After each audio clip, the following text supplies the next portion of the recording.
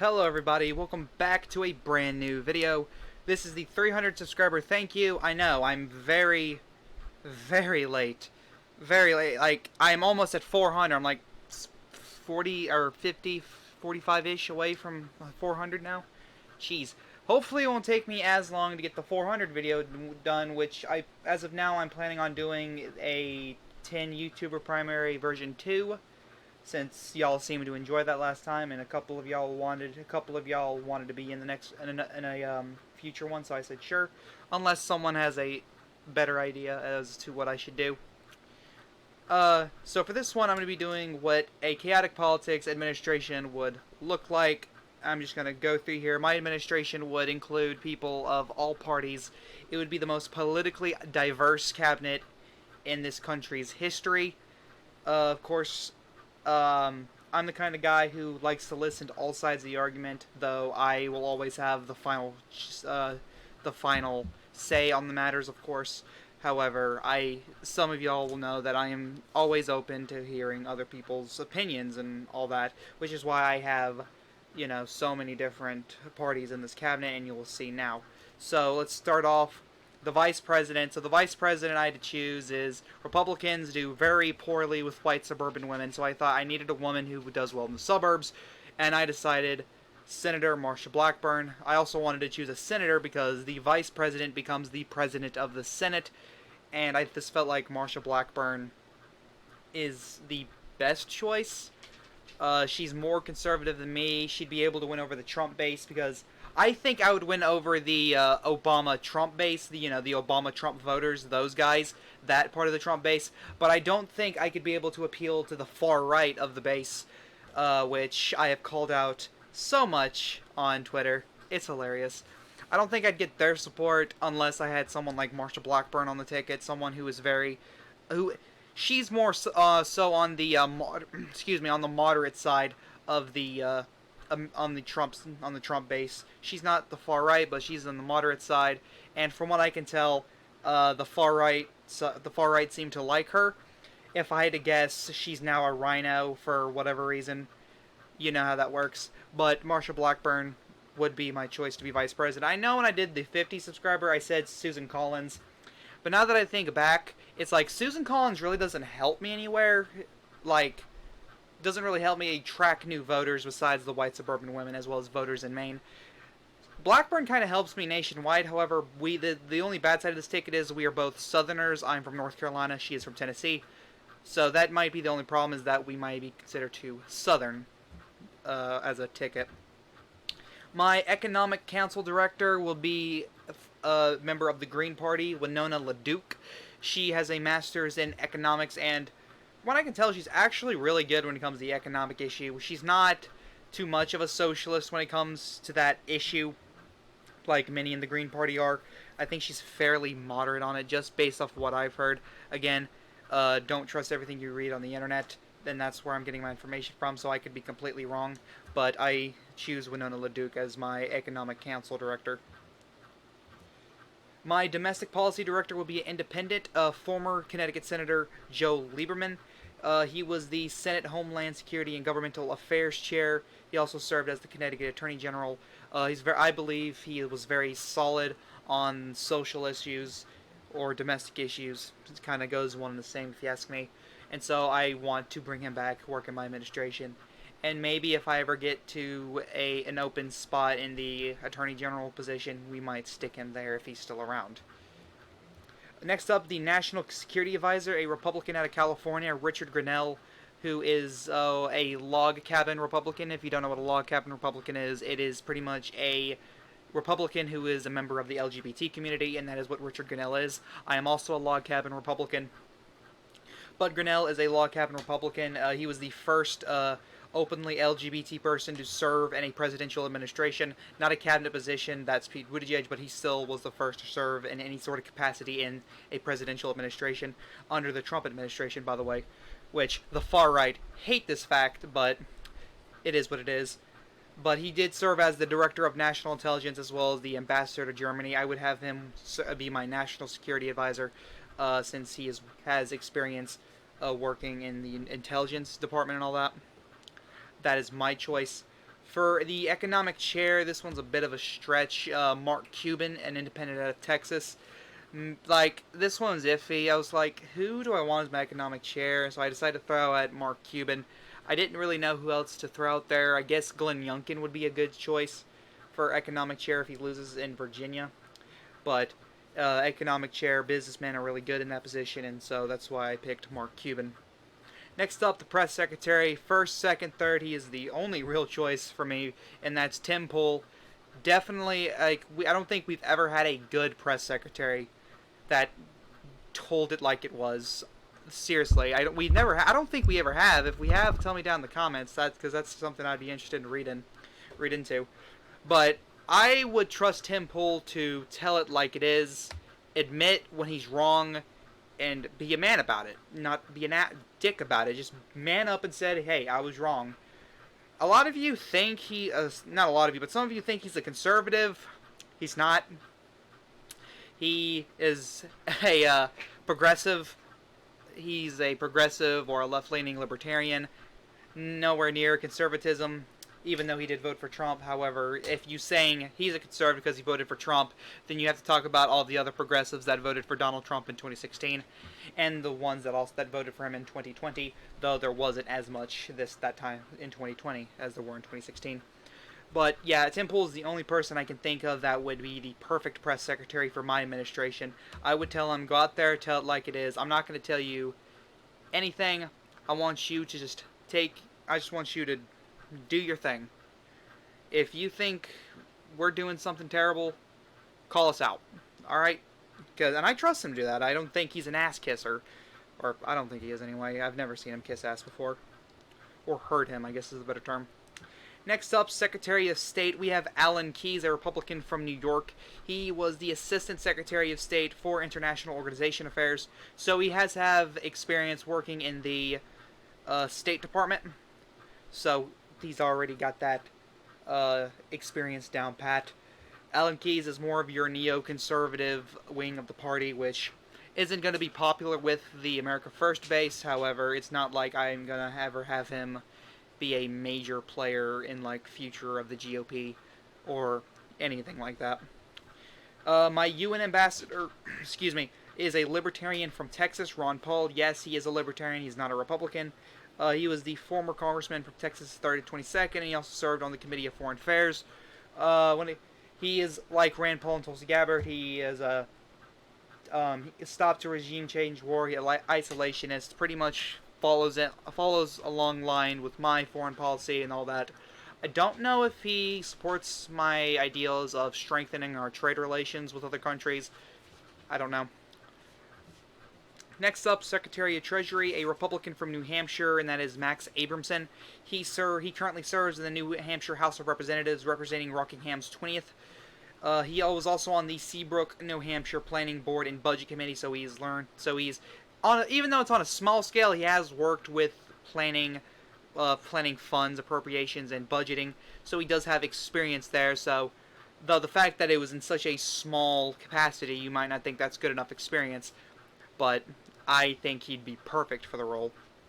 Next up, our Secretary of Defense, the incumbent Secretary of the Army and former Undersecretary of Defense for Policy, and that is Christine Wormuth, a Democrat from Massachusetts. I always say that the incumbent Secretary of the Army will be my first choice for Secretary of Defense, and right now it just so happens to be Christine Wormuth. Now I might be saying, well, she works in the Biden administration. The Biden administration has a terrible foreign policy. What if that bounces back to you because it's Christine Wormuth? Well, then I'll get rid of her very easily and replace her with the second choice is a Navy veteran. I think he's a Navy veteran, either Navy or National Guard. He's a libertarian from Oregon by the name of Ken Armstrong. He would be my next choice to become Secretary of Defense. Next up, Attorney General, a Democrat from Massachusetts, former U.S. Representative from Massachusetts 4th District, Joe Kennedy III, and he also has a law degree from Stanford and Harvard, and he's also part of the Kennedy dynasty, which that should be explaining enough. He is related to Robert Kennedy, who is a former Attorney General as well, and I can't think of anyone better than Joe Kennedy III to become the Attorney General. That's just my honest opinion. Next up, Secretary of the Interior, former Governor of New Mexico, Gary Johnson, not Jerry, Gary Johnson. Thus, so I don't know why, but it's like I think anyone from New Mexico that has held public office would be good to work in the Interior Department because New Mexico is probably one of the is the number one state when it comes to where the Interior Department needs to focus its on because there's so many natural resources in the state. So essentially, if you have worked there in any sort of capacity in elected office, you have the qualifications to work in the Interior Department. I just think Gary Johnson would be the best at it. I wouldn't put him in my State Department because he's not great on foreign policy. I think he would, however, be good on the interior side of things. Next up, my Secretary of Agricultural, former U.S. Congressman, or I think actually incumbent U.S. Congressman from Pennsylvania's 15th District, Glenn Thompson from Pennsylvania, a Republican. He is currently the ranking member of the House Agriculture Committee. So I just grabbed him from the pile pretty much, and because I couldn't think of anyone to become Secretary of Agriculture. So since he's currently the ranking member of the Agriculture Committee, I am hoping he would be a phenomenal Secretary of Agriculture. Next up, we have Secretary of Commerce, an independent from Texas, Ross Perot Jr. Definitely my top pick for a long time to be the Secretary of Commerce. Ross Perot, as we all know, knew how to handle an economy, and Ross Perot Jr., from what I've read, is just like his father when it comes to that. However, he's not much into politics as Ross Perot is, as his father was. So if I was to ever become president and get this cabinet together, I don't know if he'd ever want to take that position of Secretary of Commerce, but there's always a chance. My Labor Secretary is Andrew Yang, a member of the Forward Party, or an independent as he is currently, from New York. Andrew, again, there's really no one better. I think Lou Barletta would be my second choice to be the Secretary of Labor, but Yang just knows how to deal with the worker issue. Like, white working class voters that voted for Trump in 2016 was overwhelmingly backing Andrew Yang, more so than any other Democrat in 2020. And then once Yang dropped out, all that support just went back to Donald Trump. So I think there's a reason for that, and it's, of course, Yang is really good on this worker issue, and that is why I'm choosing Yang. Next up, my Secretary of Health and Human Services, a Republican from Kentucky. At first I was going to pick Ben Carson, but then I said I don't want anyone who's been in a cabinet position before working with me, or at least working in my cabinet level positions, which is all I'm showing off right now. So that's why Ben Carson's not here. So I choose the ranking member of the House Energy Subcommittee of Health, Brett Guthrie. Since he's the ranking member, I am just hoping that he would be a good health secretary. Next up, we have the HUD secretary, and that is, I've chose Eric Adams. I don't think that's him. I think I picked the wrong photo. I was rushing this, if you can't tell, or at least I was rushing the pictures. That is not Eric Adams. I don't think he has a mustache. That's not Eric Adams. That was on accident. I did not do that on purpose. I promise. I did not know. Okay, well, just ignore the picture. That was my mistake, but Eric Adams is most likely going to become the mayor of New York City, and essentially, and he's worked in New York City politics for many, many years, even though he lives in New Jersey, but we're just going to ignore that fact.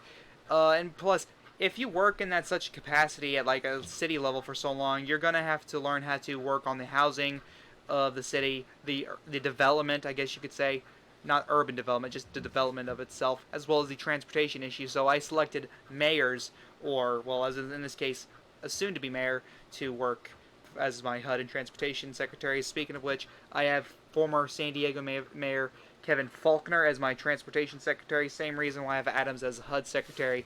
He has experience on a city level, and that would also translate to him working in the Transportation Department, since he would have to learn transportation's a big part of being a mayor, because you have to figure out if the city's roadways, just transportation system in general is working properly or not, and that's the mayor's job.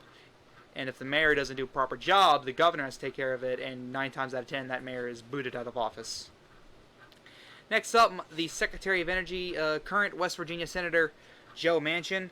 He is currently the Senate Energy Committee Chair, and he also served on the National Governors Association Board of Energy. I think that's the name, could be wrong, but he has plenty of experience when it comes to the energy issue. And again, similar to others, I don't know anyone else that could take Manchin, that could, be as good on this issue as Manchin. Next on my Education Secretary, Linda McMahon, a Republican from Connecticut. She is the former small business administrator, as well as she used to be a member of the Connecticut Board of Education, so unlike Betsy DeVoe, she actually has experience working with education, and she's really good at it.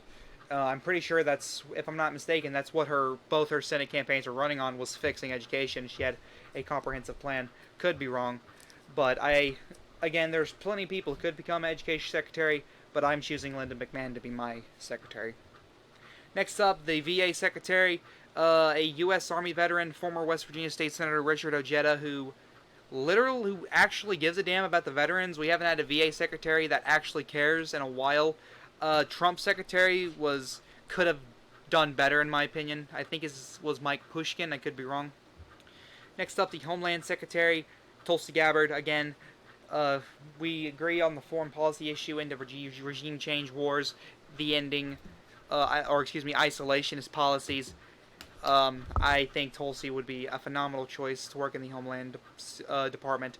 She is also, while she served in the House of Representatives, serves as in the Homeland Committee, the Armed Services Committee, as well as the Foreign Affairs Committee.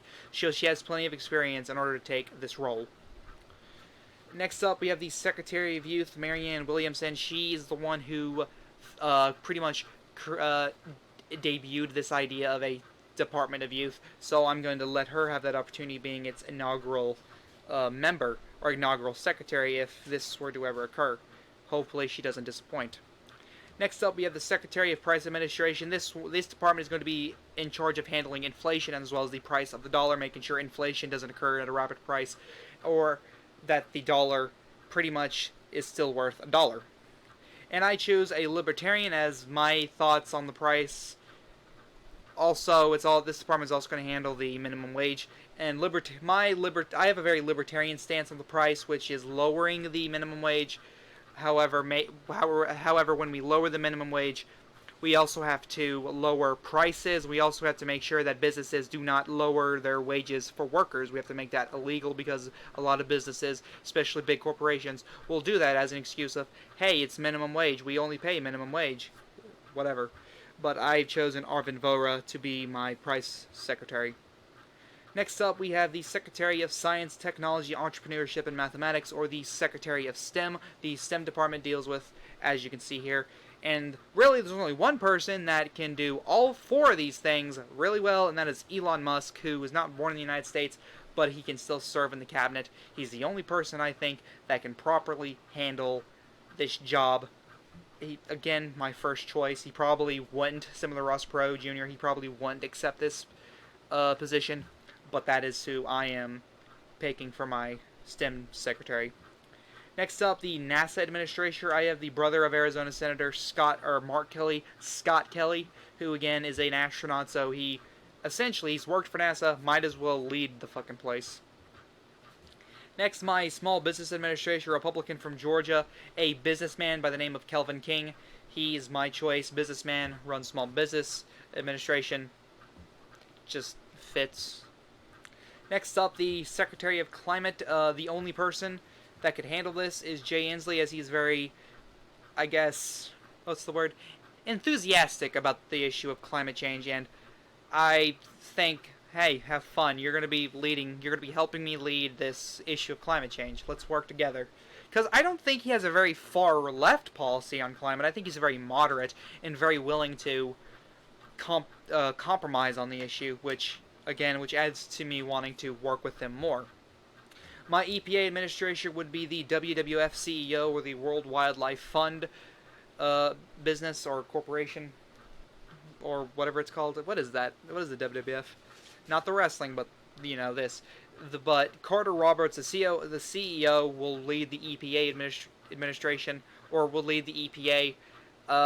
I think this is a respectable choice. I don't see why anybody would be upset with this. And now we have the Secretary of Meteorology, and we have 4 more to go. Don't worry about it. But the Secretary of Meteorology will be a Mark Ronchetti, who is a meteorologist from New Mexico, a Republican.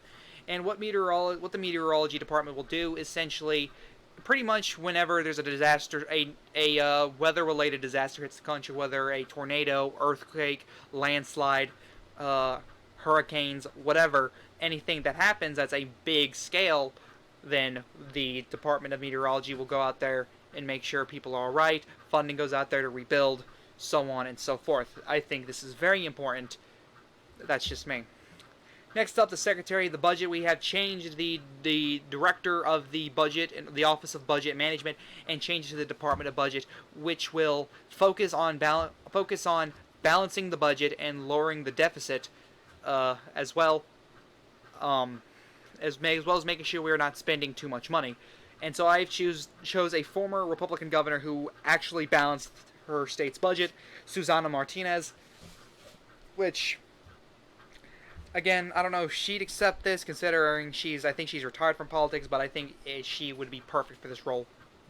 Next up, the National Intelligence Director would be a U.S. Army veteran, John James, a Republican from Michigan. Again, like, he's served in the Army. I think he was an Iraq War veteran, either that or Afghanistan. I can't remember off the top of my head.